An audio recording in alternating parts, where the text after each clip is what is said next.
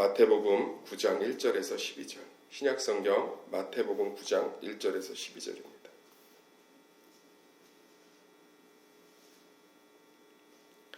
신약성경 마태복음 19장 1절에서 12절, 19장 1절에서 12절 찾으신 줄로 믿고 번갈아 읽도록 하겠습니다. 마태복음 19장 1절에서 12절. 예수께서 이 말씀을 마치시고 갈릴리를 떠나 요단강 건너 유대 지경에 이르시니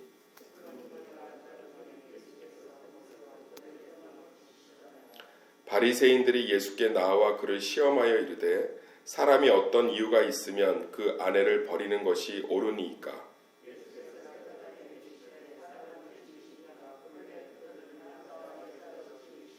말씀하시기를 그러므로 사람이 그 부모를 떠나서 아내에게 합하여 그 둘이 한 몸이 될지니라 하신 것을 읽지 못하였느냐?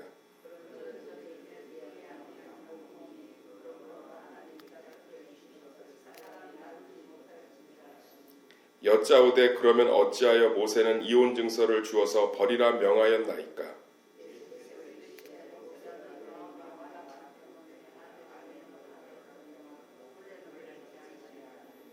내가 너희에게 말하노니 누구든지 음행한 이유 외에 아내를 버리고 다른 데 장가드는 자는 간음함이니라.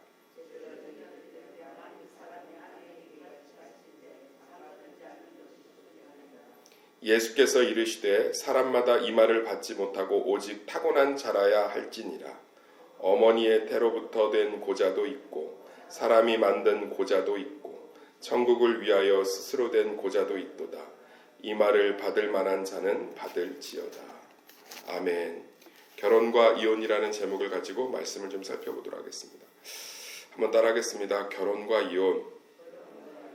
1절과 2절에 보면 오늘 말씀을 전하신 배경이 좀 잘 설명되어 있는데 예수께서 말씀을 마치시고 갈릴리를 떠나 요단강 건너 유대 지경에 이르니까 여기가 어디냐면 헤롯 안티파스가 관리하는 지역이에요. 유대 땅은 로마가 정복하고 나서 무주공산처럼 여기저기서 다 갈라먹었어요. 그래서 헤롯 안티파스가 다스리는 지역이 있고 그렇지 않은 지역이 있고 뭐 그렇습니다. 근데 이 헤롯 안티파스가 다스리는 지역을 세례 요한이 핍박받으면서 잠시 떠났다가 다시 돌아오신 거예요. 근데 여기서 3절에 보면 이제 바리새인들이 그때 나와서 이혼에 대한 문제를 묻습니다. 이게 얼마나 악한 거냐면 세례 요한이 왜 죽었지요? 헤롯 안티파스가 다스리는 지역에서 헤롯 안티파스가 문란한 결혼 생활을 했잖아요. 자기 동생의 아내를 뺏어서 결혼하고 얼마나 안타깝습니까? 그래서 세례 요한이 그것이 잘못됐다고 지적했단 말이에요. 그래서 죽임당했어요. 그러니까 바리새인들이 기회를 노린 거죠. 아, 이제 때가 됐다. 너 이혼이 옳으니 틀리니? 그럼 예수님이 여기서 이혼이 옳다고 그러면 율법 여러 가지로 얽혀서 또 죽이고, 이혼이 틀리다고 그러면 안티파스한테 가서 고발해서 죽이고. 그러니까 세례 요한이 죽는 걸 보면서 가슴 아파한 게 아니라 저 방식으로 예수님 죽이면 되겠다고 생각하고서는 예수님이 헤롯 안티파스의 지역으로 들어오니까 이혼 질문하고 있는 거예요. 제가 이 말씀을 보면서 참 가슴이 아픈 게요. 예수님은 지금 살리고 계시잖아요. 병자를 고치시고. 근데 우리는 혹시 바리새인 같은 모습이 없는지 생각해 봤으면 좋겠어요. 예수님은 우리를 살려서 이 자리에 앉혀놨는데 우리 입으로 죽이고 무너뜨리고 상처 주고, 그러니까 이게 참 가슴이 아프지 않나요? 그러니까 예수님이 참 이 질문을 받으면서 모든 걸 알고 계시잖아요. 창조주가 사람이 이렇게까지 악해질 수 있구나라는 생각을 하시면서 더 십자가를 떠올리셨을 것 같아요. 내가 더 십자가로 올라가야겠다. 진짜 안타까운 거예요. 예수님은 우리를 살리셨잖아요. 살리고 계시잖아요. 지금도. 병 고치고 말씀 전하시고 큰 무리가 따르거늘 예수께서 거기서 그들의 병을 고치니라. 왜 헤롯 안티파스의 지역으로 왜 들어오셨겠어요? 세례 요한 죽어서 분위기 숭숭하고 제2의 세례 요한이다 이래서 예수님 핍박받고 주목받을 거 알았는데 그 아픈 사람들, 힘든 사람들 위해서 들어오신 거 아니겠어요? 근데 여기서 그거 기다렸다는 듯이 바리새인들이 이 당시에 종교 지도자잖아요. 목사들이고 어떤 의미에서는 중직들이고. 근데 여기서 예수님께 나와서 그냥 단순하게 이혼 질문한 게 아니에요. 너 반드시 죽이겠다 이거죠. 그리고 세례 요한 죽는 것처럼 너 죽어라 이런 거. 그러니까 얼마나 이게 가슴이 아프겠어요. 근데 예수님이 이 얘기를 듣고 담담하게 성경의 진리들을 이야기하고 있습니다. 그러니 얼마나 참 감사하고, 그래서 우리 교회 새벽 성도들은 우리 입술로 살리는 입술이 되기를 소망합니다. 예수님이 살리셨는데 자꾸 우리가 죽이고 있으면 얼마나 가슴 아픈 일이에요. 자꾸 살리고, 자꾸 세워주고, 자꾸 치유합시다. 어쨌든 이제 예수님이 이제 그래서 이제 그들의 질문에 답을 하는 게 관점에 대한 이야기를 하고 있는 거예요. 그게 뭐냐면 이혼을 해라 마라의 문제를 던져놨을 때 아까도 얘기했잖아요. 어떤 대답을 하든 예수님 걸리게 돼 있잖아요. 그래서 이걸 이혼에 대한 이야기로 예수님 결혼에 대한 이야기로 풀어가신 게 아니라 본질에 대한 이야기, 관점에 대한 이야기, 믿음에 대한 이야기로 풀어가고 있습니다. 그게 뭐냐면 사람이 결혼하는 것이 하나님 뜻이라는 거예요. 그러니까 우리가 누군가를 만나서 한 가정을 이룬 게 내가 선택을 한 게 아니라 예수를 안 믿었어도 그때 안 믿고 결혼했어도 예수 결혼하고 나서 언니 전도로 예수를 믿었어도 그게 하나님의 뜻이라. 하나님의 뜻 가운데 연합되어 있기 때문에 그것은 사람이 가른다고 갈라지지 않는다는 거죠. 이 말씀을 이혼하고 결혼으로 적용하시면 안 돼요. 그러니까 이게 무슨 얘기냐면 우리가 결혼을 한번 하면 이게 떼어지지 않는다는 거예요. 아닌데요, 목사님? 이혼하는 사람도 있는데요. 솔직히 얘기합시다. 한 번 결혼했다 이혼하면 정상적인 삶을 살 수가 없잖아요. 영향이 있잖아요. 평생 그 아픔이나 그 사람과의 연결점에서 자유롭지 못해요. 그러니까 이 말씀이 맞아요. 예수님 말씀이. 결혼한 건 하나님 뜻인데 이게 여러 가지 사유에서 갈라지면 갈라져도 실제로는 한 몸이 갈라진 거니까 아프다고요. 한 몸이라고 얘기를 하잖아요. 몸이 쪼개지니까 아프고 피가 나고. 그러니까 제가 뭐 이혼하신 분들을 다 만나보진 않았지만 이혼의 아픔이 있는 들 보면 그 안에 여러 가지 어려움이 있어요. 왜요? 찢어졌으니까. 그러니까 예수님이 그 얘기를 하고 있는 거예요. 사람이 결혼을 하는 건 다 하나님 뜻이다. 우리가 자녀도 마찬가지예요. 그 자녀를 우리 가정 가운데 보내신 거 하나님 뜻인 줄 믿습니다. 그러니까 예전에 진호인가 그 자폐 수영 선수 있잖아요. 그 어머니 간증 듣고 저 되게 많이 울었거든요. 너무너무 힘든 거예요. 아이를 키우는 게. 자폐 아이를 키우는 게. 그래서 번개탄을 사다 놓고 남편 출장 간 사이에 창문 틈을 다 테이프로 막고 죽으려고 하는데 그리고서 이제 둘이 잠이 들었는데 깨우더라는 거죠. 하나님이. 그러더니 네가 그렇게 힘드니 죽을 만큼. 그럼 악다군을 썼대요. 왜 이런 아들을 우리 나한테 주셔서 이렇게 감당을 못하게 하지? 너무 힘들다. 그때는 예수님이 질문하더래요. 네가 죽는 것보다는 나니까 내가 그럼 진호를 데려갈 테니까 누구한테 맡기면 좋겠니? 누구한테 맡기면 이 아이를 제대로 키워줄 수 있겠니? 누구한테 맡기면 이 아이를 믿음의 아이로 키워줄 수 있겠니? 어느 가정으로 보낼까? 그랬더니 그때서야 자기가 고백했대요. 예수님 다른 데로 보내지 말고 제게 주세요. 그리고서는 유명한 수영선수 만들고 믿음의 아이 만들어내지 않았습니까? 사랑하는 새소망교 성도님들, 우리가 만남이라는 게요 우연이 아니라는 거예요. 우리 교회 안에서 서로 만난 게 하나님의 뜻인 줄 믿습니다. 우리가 서로 만난 게 다 하나님의 계획이에요. 저도 성도님들 만나고 새수만께 만난 게 하나님의 놀라운 뜻이죠. 하나님의 은혜고 그런 것들이 우리 가운데 그런 고백을 예수님이 끄집어내고 있는 거예요. 그러니까 한 사람이 결혼해서 연합한 거 보면 또 하나님 뜻이고 그러니까 그 가운데서 갈라지는 것들이 얼마나 가슴이 아프겠어요. 6절 한번 읽어보세요. 6절 시작. 그런즉 이제 둘이 아니요 한 몸이니 그러므로 하나님이 짝지어 주신 것을 사람이 나누지 못할지니라. 못 나눠요. 결혼하고 나서 헤어져도 남아있다고요. 그 연이, 그 끈이. 그래서 보면 아픔을 갖고 살아가요. 제가 한 두어 달 결혼해서 살다가 이렇게 갈라진 부부를 좀 상담한 적이 있어요. 그 남편분을 이랜드 직원인데 이름을 안 밝히니까 큰 문제가 없겠죠. 근데도 평생 지금 결혼 다시 해서 잘 사는데 평생 그 아픔이 있어요. 아픔이 있어요. 그러니까 사람이 하나님이 짝지어 주신 건 갈라지면 또 그 안에 아픔이 있고 그러니까 우리가 또 위로하고 기도해 줘야겠죠. 그러니까 이게 그런 얘기예요. 그러면서 이혼하는 것들이 쉽지 않다, 쉽지 않고 되지 않는다. 하나님이 짝지어 줬으니까. 부모 자식 간의 문제든 교회 안에서의 만남이든 모든 어떤 가정적인 만남은 다 하나님의 허락과 뜻이다. 이것들이 사람의 힘으로 갈라지기가 불가능하다. 그래서 비슷한 맥락의 얘기가 있잖아요. 창기하고 몸을 섞는 사람은 결혼한 거다. 한 몸을 이룬 거다. 그러니까 그 악한 영이 몸에 남는다 얘기하잖아요, 예수님이. 왜? 한 몸을 이뤘잖아요. 그러니까 사람이 끊어낼 수가 없는 거예요. 그래서 무서운 거예요, 음란이. 음란이 왜 무섭냐면 그게 예수님의 관점에서 결혼으로 보는 거예요. 몸을 섞었기 때문에. 한 몸이 됐잖아요. 그러니까 얼마나 많은 자숙과 회개가 필요하겠어요. 이혼 수준의 갈라짐이죠. 굉장히 무서운 거예요, 무서운 거. 그런 얘기를 예수님이 똑같은 관점으로 하는 거예요. 모든 만남, 모든 결합이 하나님의 뜻 가운데 있는 거다. 창조적인 질서와 하나님의 근엄한 창조 명령 안에 있는 거다. 그러니까 사람이 그걸 쉽게 생각하면 안 된다. 얘기를 하고 있는 거잖아요. 그러면서 무슨 얘기를, 이제 이 얘기를 했더니 회개를 해야죠. 회개를 하고 정말 주님 앞에 나와서 주님의 절대 주권을 인정해야 되는데 또 질문한다는 게 7절에 되도 안 되는 소리를 해요. 이제는 헤롯 문제는 건들 수가 없죠. 본질 문제를 꺼내셨으니까. 믿음의 문제를 꺼내셨으니까. 그러니까 7절 얘기를 딱 꺼내고 있는 거예요. 같이 읽어볼까요? 시작. 여짜오되 그러면 어찌하여 모세는 이혼 증서를 주어 버리라 명하셨나이까. 그 다음 뭐는 이제는 말도 안 되는 소리 하고 있는 거예요. 모세는 이혼하라고 했잖아요. 이혼 증서 주면 된다고. 예수님 기가 막혀서 얘기를 하죠.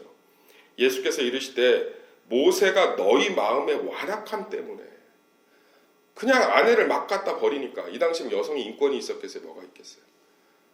하도 그냥 살기 싫으면 그냥 버려버리고 딴 데 장가들고 이러니까 이혼 증서, 재판 과정을 만든 거죠.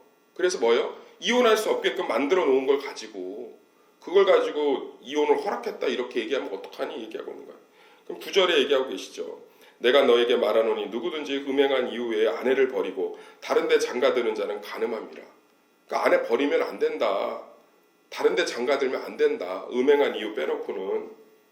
그건 죄다. 이렇게 얘기를 하고 있는 거잖아요. 그러니까 이게 모세가 이 율법을 만들 때는 본질, 원래 의미, 이혼하지 말라고 그걸 만든 건데 그걸 유대인들이 악용해요. 그래서 뒤에서 어떻게 악용했냐면 나 이 여자하고 살기 싫어.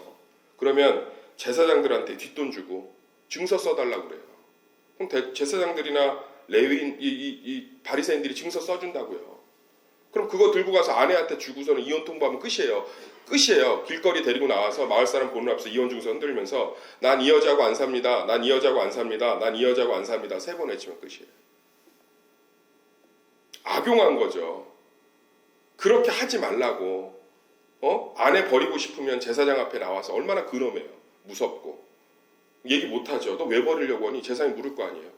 아, 그게 아니고 하지 마. 그럼 못하는 거예요. 근데 이거를 악용하는 거예요. 우리가요. 신앙생활을 하면서 하나님이 주신 질서들이 있어요.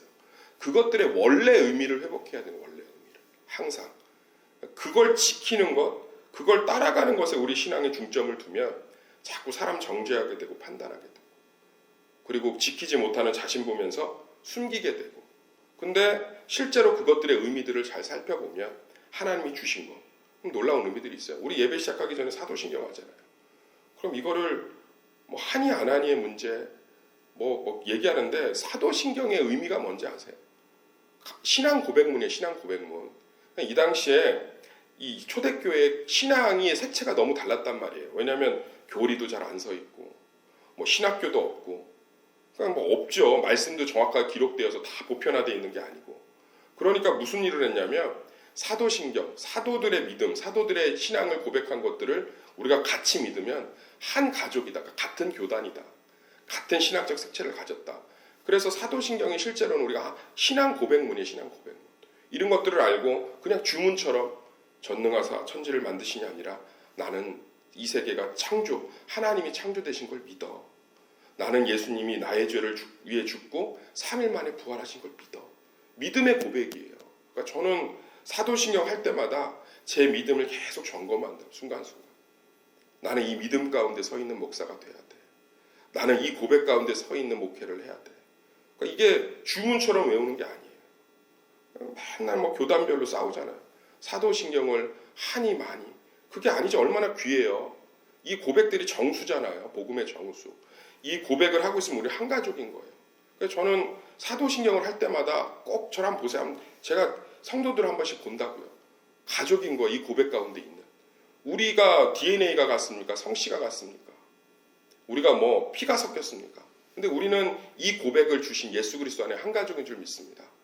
그래서 다른 교회를 뭐 명절날 잠깐 고향 내려가서 근처 교회를 가도 사도신경을 하는 교회가 있으면 따뜻한 거죠. 우리 한 가족이니까. 주 안에서. 그러니까 교회끼리도 경쟁하면 안 돼요. 다른 교회가 부흥한다고 그러면 시기 질투하고 그게 아니라 얼마나 좋아요. 그 교회를 통해서 예수님이 전해지는데. 사도신경이 그런 의미예요. 그러니까 얼마나 이게 아름다워요. 이제 새벽 성도들 사도신경 고백할 때마다 이제 주변을 한 번씩 보라고요. 옆에 있는 권사님도 하네. 우리 한 가족이네. 우리는 복음 DNA가 같네. 우리는 십자가 신앙을 같이 고백하네. 그리고서 이 고백을 하면서 다시금 내 신앙도 점검하시고. 얼마나 마지막에 아름다워요. 성령 안에서 성도가 교통되고 나중에 우리 천국 간다는 것을 몸이 부활한다는 것을 고백하잖아요. 사도신경 그런 의미예요. 얼마나 교동문은 뭔지 아세요? 교동문은 성경이 예배의 중심이다. 근데 설교 말씀 때는 짧게 읽잖아요. 지금도 길게 읽는 것 같아도 1절에서 12절, 12구절밖에 안 되잖아요. 그러니까 이 성경이 이 하나님 말씀이 이 예배의 핵심인데 너무 중요하니까 이 교회의 교부들이나 뭘 만들어냈냐면 꼭 예배 드리기 전에 시편이나 잠언 이거를 한 장씩 읽었어요. 한 장씩. 그러니까 예배의 말씀을 더 읽고 싶어서 꼭 한 장씩 읽었다고. 한 장씩. 시편 한 장, 잠언 한 장, 번갈아 읽기도 하고 같이 읽기도 하고. 얼마나 아름다웠겠어요, 예배가. 근데 보시면 알겠지만 예배가 너무 길어지죠. 그러니까 현대 교회로 넘어오면서 그걸 축약한 게 교동문이에요. 그래서 교동문을 보면 좋은 성구들을 중심으로 딱딱딱딱딱 정리해놓고 절기에 맞춰서 딱딱딱딱 정리해놨잖아요. 그러니까 교동문의 의미가 뭐예요? 우리가 말씀 중심으로 살아야 되는 거야. 이게 본질인 거예요. 그러니까 교동문을 하니 안 하니의 문제가 아니라 교동문을 통해서 우리가 하나님의 말씀을 한 번이라도 더 보는 거죠. 하나님의 말씀을 한 번이라도 더 듣는 거예요. 성가대가 뭔지 아십니까? 옛날에 중세시대에 귀족들하고 평민들이 있었잖아요. 같이 예배 드리니까 귀족들이 짜증난 거예요. 그래서 요구한 거예요. 우리 좀 따로 할 수 있는 것 좀 달라. 쟤네들하고 같이 예배 드리는 게 너무 싫다. 안 줘야죠. 귀족하고 평민이 어디 있어요. 그러니까 어떻게 한 거예요? 그럼 니네들 성가대 할래? 좋다는 거죠. 그래갖고 보면 성가대 자리도 따로 있고 이러잖아요. 우리가 되게 성경적이에요. 성가대 자리가 따로 없잖아요.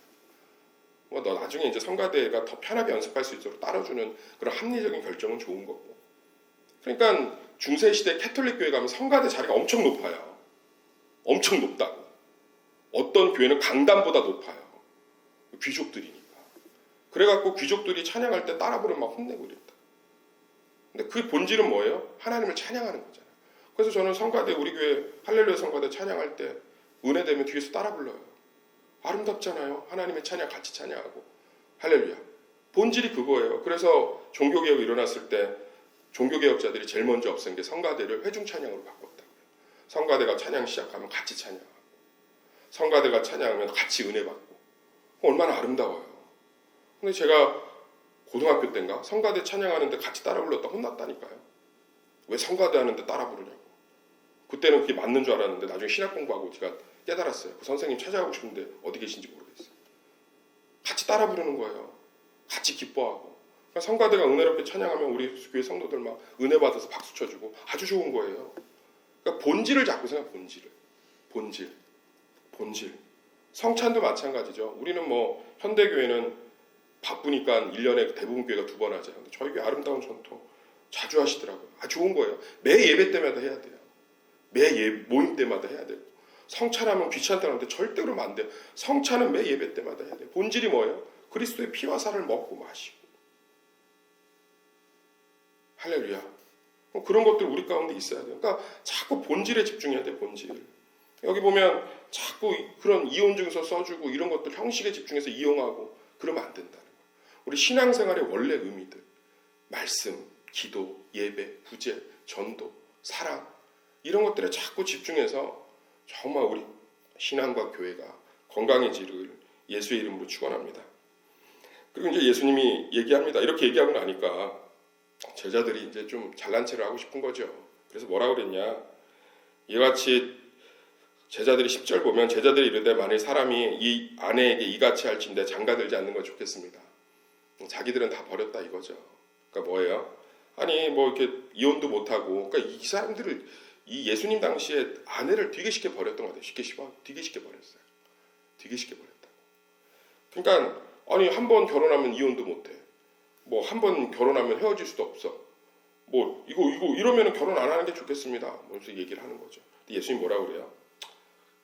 복음을 위해서는 뭐 그렇게 되는 것 필요하다. 그래서 고자의 세 가지를 얘기하고 있잖아요.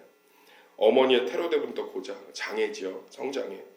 그 다음에 사람이 만든 고자, 내시지요.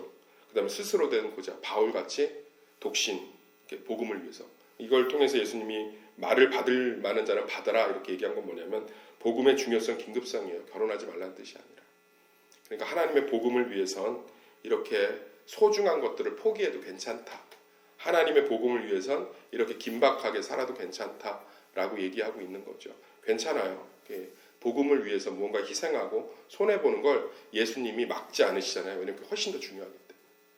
그러니까 예를 들어서 밤새서 재밌는 만화책이나 영화 본다고 밤새는 거하고 내가 공부한다고 밤새는 거하고 질이 다르잖아요. 똑같이 밤을 새도. 다르게 평가되잖아요. 마찬가지예요. 복음을 위해서 이런 긴박성이 우리 가운데 있어야 된다. 우리 교회도 그런 복음의 긴박성들이 넘치기를 소망합니다. 그러니까 복음 예수님 전하는 거 자꾸 예배 세워가고 말씀 중심의 신앙들 세워가는 거예요. 우리가 긴박성을 가지고 한 마음이 되어서 세워가고 그 신앙들이 하나가 될 때 너무 하나님의 은혜들이 넘칠 줄 믿습니다.